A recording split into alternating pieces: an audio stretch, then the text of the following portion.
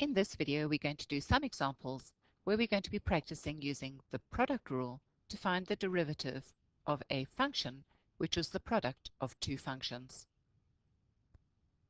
The first thing that I do every time is I identify the two different functions that make up the product for y. The first function in this example is my first bracket factor, so that is f of x.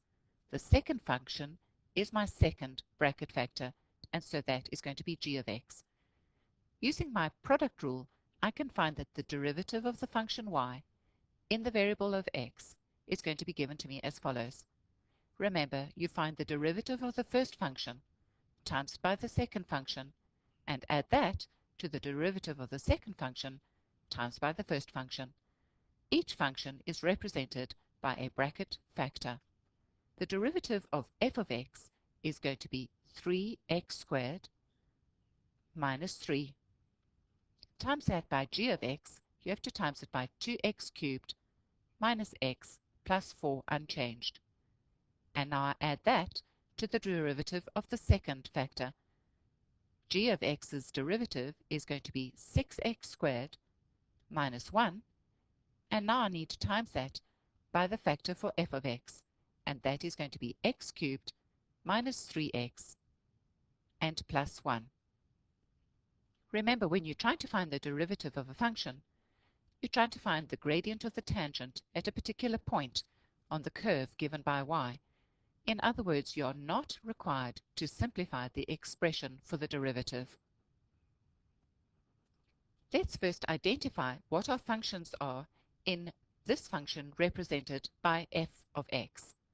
Now there are actually two functions over here, but in the second function there's a function of a function. In other words, if I try and identify all these different functions, I'm going to show them to you highlighted. The first function is going to be this function over here. The second function is going to be this function highlighted over here. Now you can see though in the second function I have a function of a function. In other words, this function f of x must be written as x squared all times by 3x minus 1 to the half. Now that you can see what your product is, you also can see that in the second function I've got a composite function. In other words, in this example I'm going to be using a combination of my product rule and my chain rule. Let's start so that we can see how we're going to see how this develops. Finding the derivative of f of x, I first take the derivative of the first function, and that is x squared. The derivative of x squared is going to be 2x.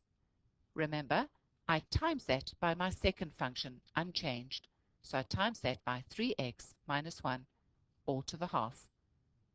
And now I switch it around. I find the derivative of the second function. But in my second function, I have in fact got two functions. My outer function is x to the half, and the inner function is 3x minus 1.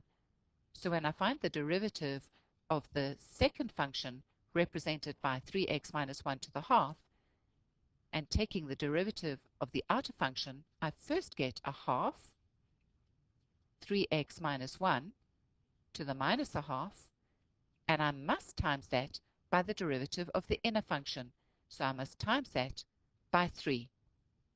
In addition to all of this work here, I still have to times that answer by the first function, which was my one that I highlighted in yellow, so I must times that still by x squared.